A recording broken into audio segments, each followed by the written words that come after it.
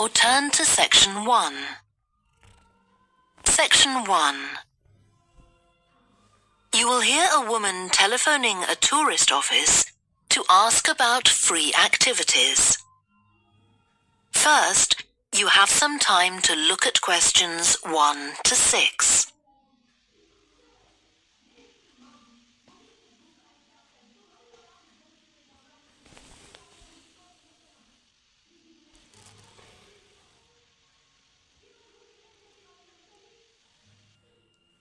Now we shall begin. You should answer the questions as you listen because you will not hear the recording a second time. Listen carefully and answer questions 1 to 6. Good morning, this is Burnham Tourist Office, Martin speaking. Oh, hello. I saw a poster about free things to do in the area, and it said people should phone you for information.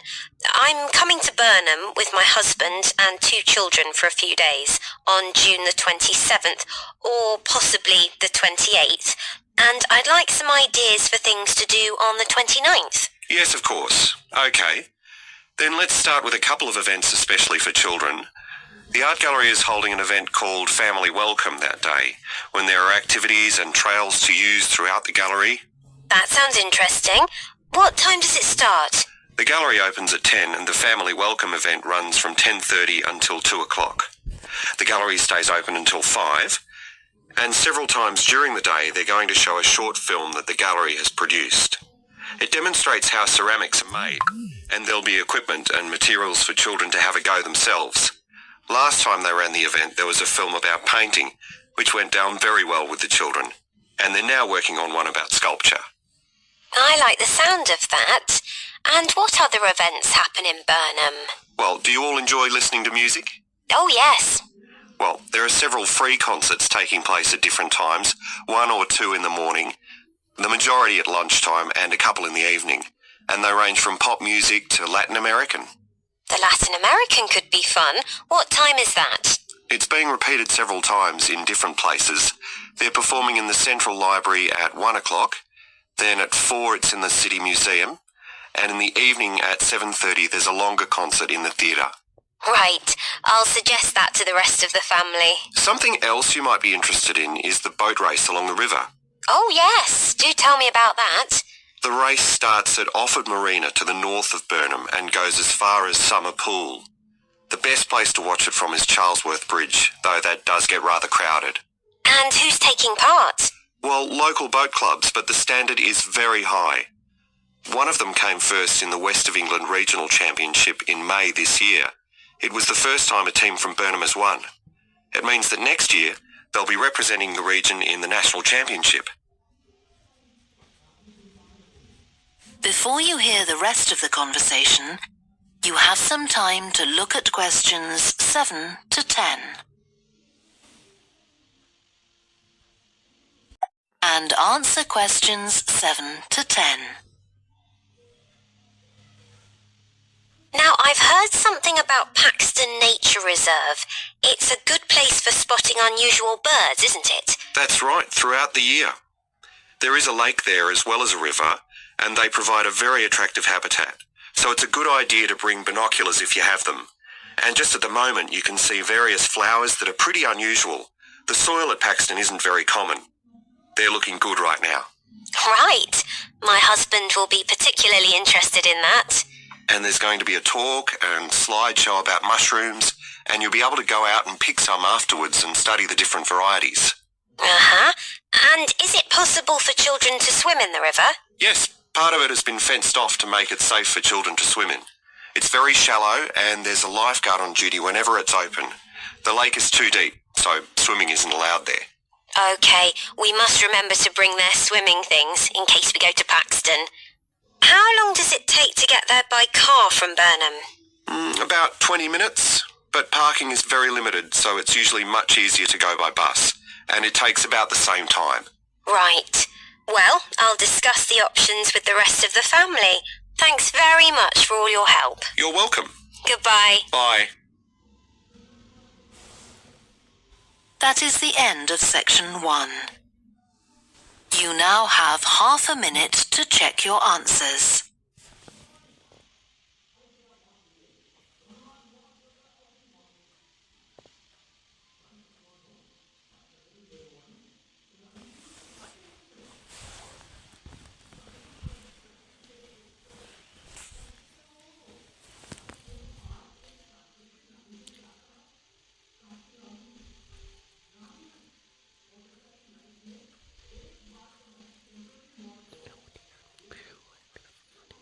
Now turn to Section 2.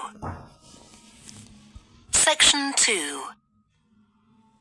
You will hear a talk given by a woman called Shona Ferguson about changes in a town called Barford. First, you have some time to look at questions 11 to 15.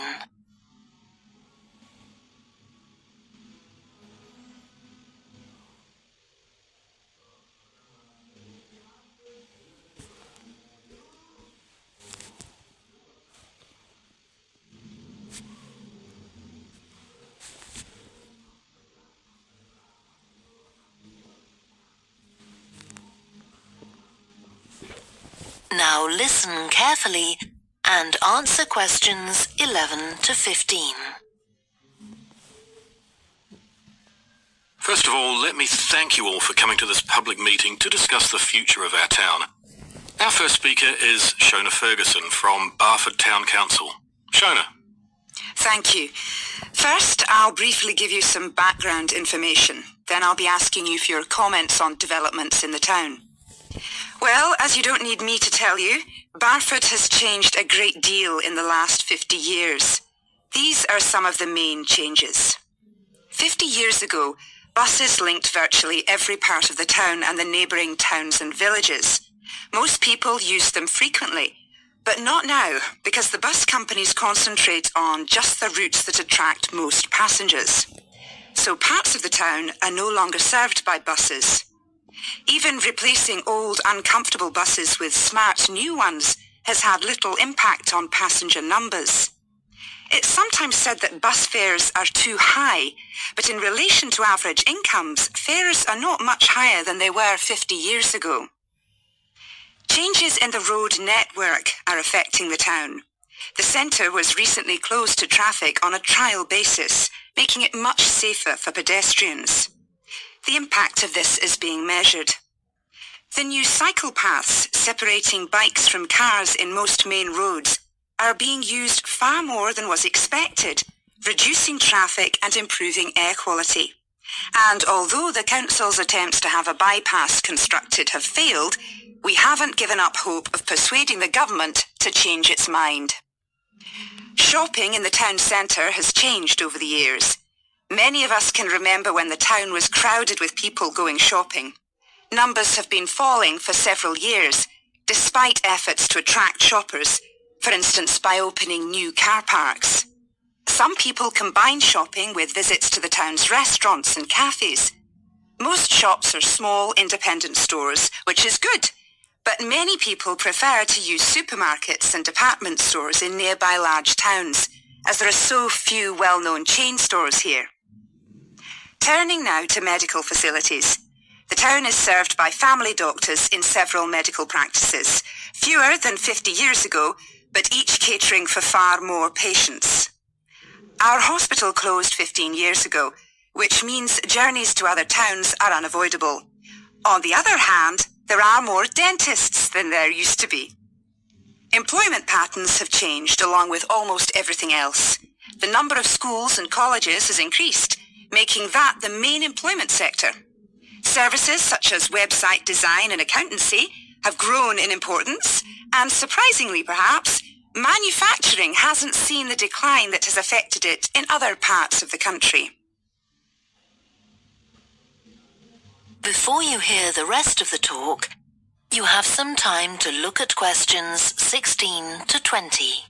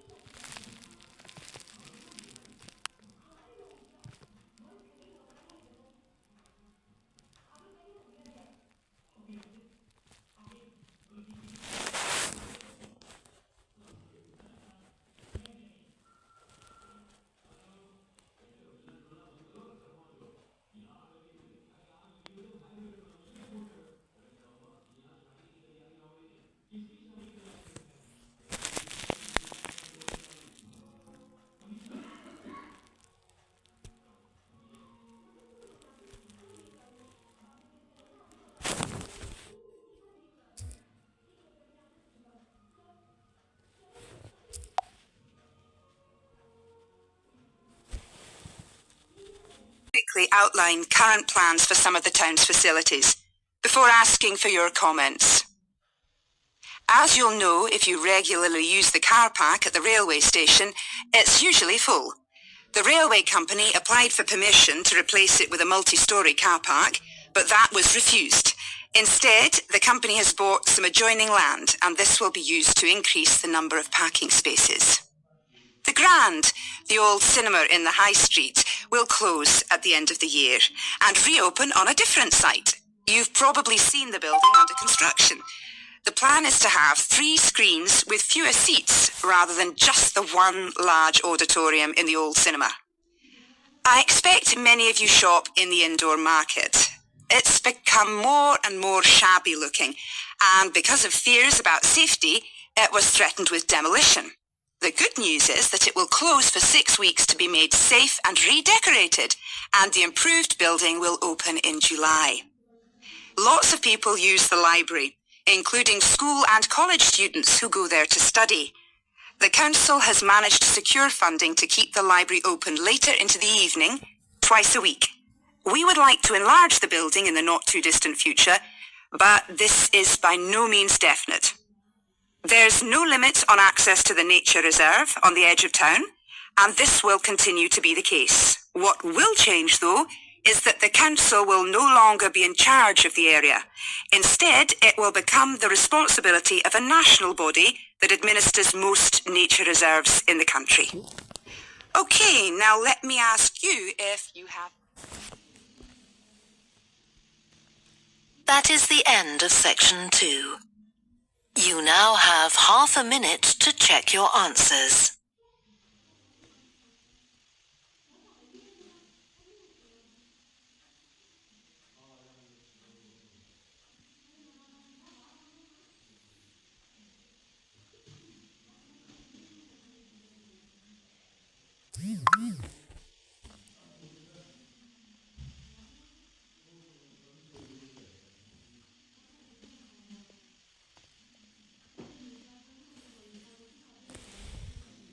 Now turn to section 3. Section 3. You will hear 2 students called Helen and Jeremy who are studying creative writing. It involves writing and illustrating stories for children. First, you have some time to look at questions 21 to 26.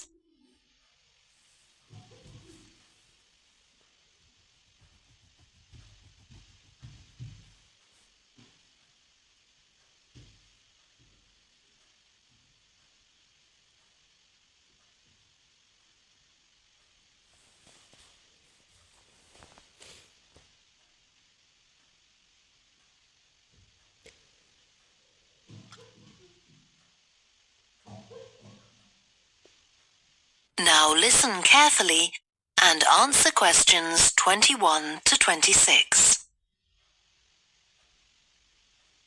Hello, Helen. Sorry I'm late. Hi, Jeremy, no problem. Well, we'd better work out where we are on our project, I suppose. Yeah, I've looked at the drawings you've done for my story, The Forest, and I think they're brilliant. They really create the atmosphere I had in mind when I was writing it. Oh, I'm glad you like them. There are just a few suggestions I'd like to make. Go ahead. Now, I'm not sure about the drawing of the cave. It's got trees all around it, which is great, but the drawing's a bit too static, isn't it? I think it needs some action. Yes, there's nothing happening. Perhaps I should add the boy. Malcolm, isn't it? He would be walking up to it. Yes, let's have Malcolm in the drawing. And what about putting in a tiger? The one that he makes friends with a bit later. Maybe it could be sitting under a tree, washing itself.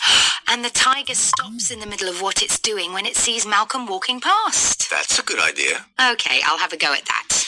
Then there's the drawing of the crowd of men and women dancing. They're just outside the forest, and there's a lot going on. That's right. You wanted them to be watching a carnival procession, but I thought it would be too crowded. Do you think it works like this? Yes, I like what you've done. The only thing is, could you add Malcolm to it without changing what's already there? What about having him sitting on the tree trunk on the right of the picture?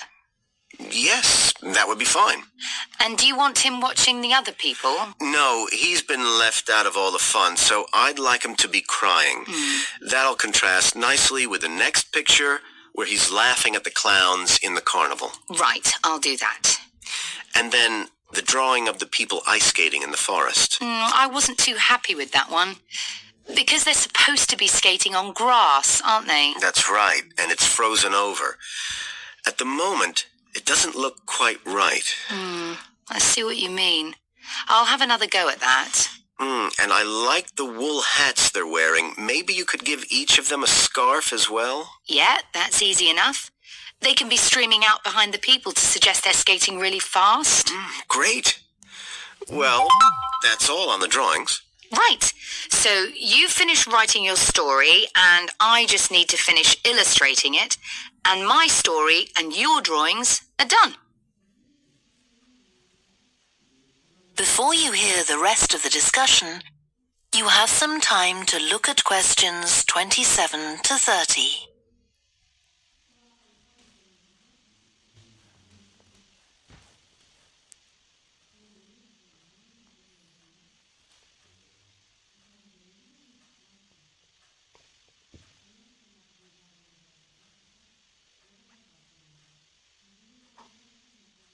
Now listen and answer questions 27 to 30.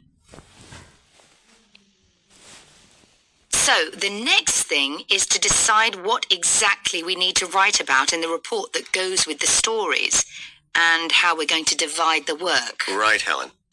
What do you think about including a section on how we planned the project as a whole, Jeremy? That's probably quite important. Yeah, well, you've had most of the good ideas so far. How do you feel about drafting something? Then we can go through it together and discuss it. Okay, that seems reasonable.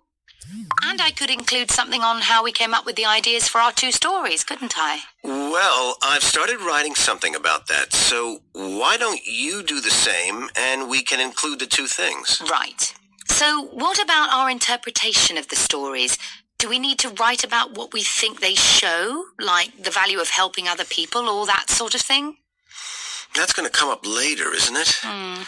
I think everyone in the class is going to read each other's stories and come up with their own interpretations, which we're going to discuss. Oh, I missed that. So it isn't going to be part of the report at all? No. But we need to write about the illustrations because they're an essential element of children's experience of reading the stories. It's probably easiest for you to write that section, as you know more about drawing than I do. Maybe, but I find it quite hard to write about. I'd be happier if you did it. Okay. So when do you think we can get this ready? That is the end of section 3. You now have half a minute to check your answers.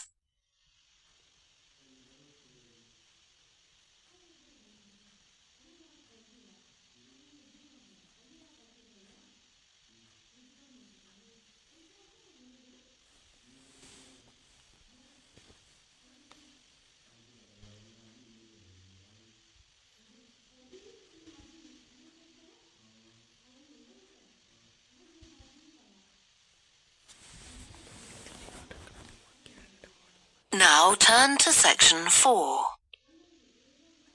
Section 4. You will hear part of a lecture to business students about the use of one particular type of research known as ethnography. First, you have some time to look at questions 31 to 40.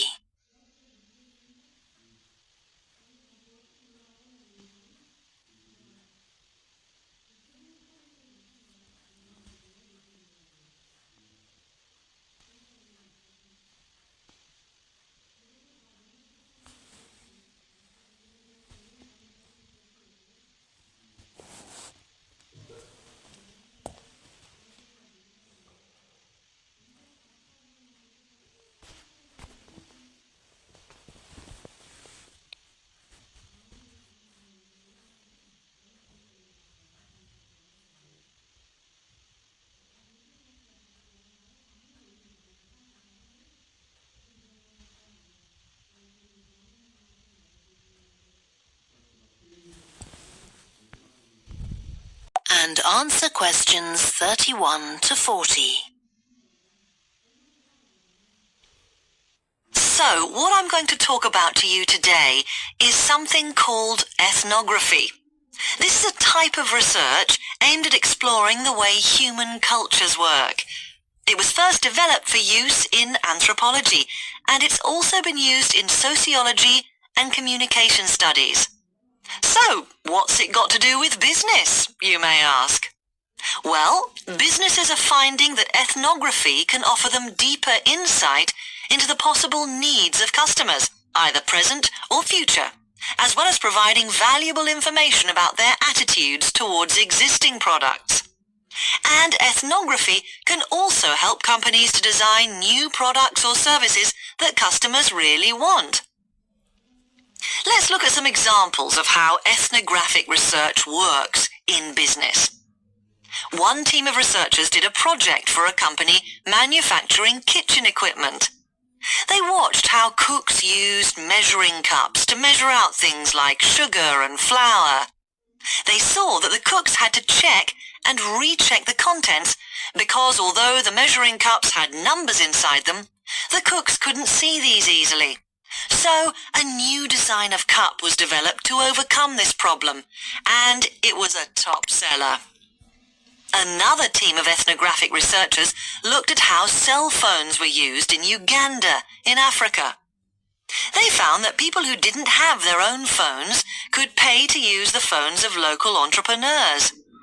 Because these customers paid in advance for their calls, they were eager to know how much time they'd spent on the call so far. So the phone company designed phones for use globally with this added feature. Ethnographic research has also been carried out in computer companies. In one company, IT systems administrators were observed for several weeks. It was found that a large amount of their work involved communicating with colleagues in order to solve problems, but that they didn't have a standard way of exchanging information from spreadsheets and so on. So, the team came up with an idea for software that would help them to do this.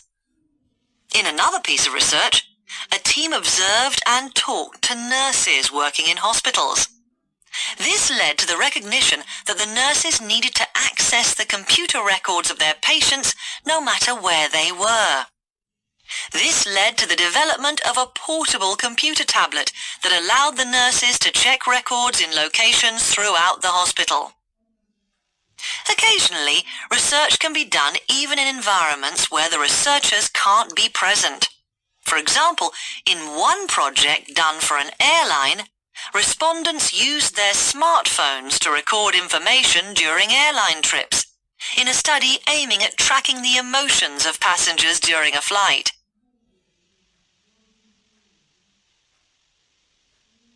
So, what makes studies like these different from ordinary research?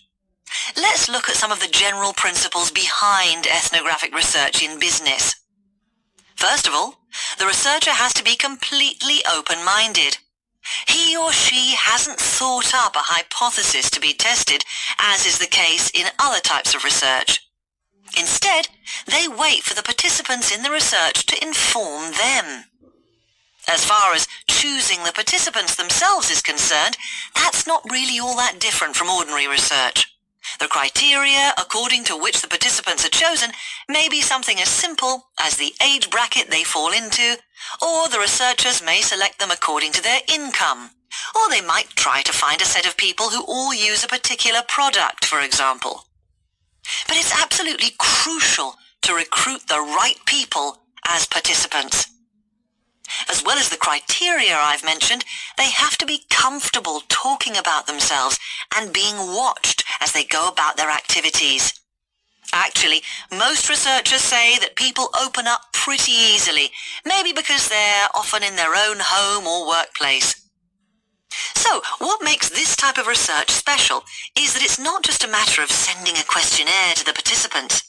Instead, the research is usually based on first-hand observation of what they are doing at the time. But that doesn't mean that the researcher never talks to the participants.